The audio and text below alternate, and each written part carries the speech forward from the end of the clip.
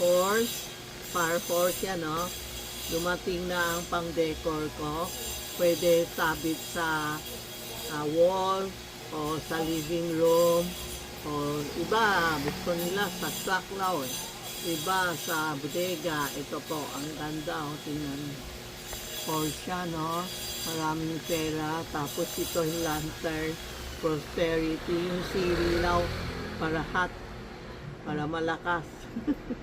Yan po, yan ang babo natin. Tapos ito, yung horse na may yempao si pera, mga pera ng Chinese. Pwede naman, alam mo, kung magde-decor, kung may cortina kayo, dalawang side, pwede. Okay, kung may ano pa kayo, kaya ano ba yun? Pinto na sliding, pwede din, ha? Tapos, meron pa tayo. Ito ang ganda, oh. Polo, para hindi sakitin, na may hook, na may maraming pera. Iba-ibang design, screenshot nyo, ha?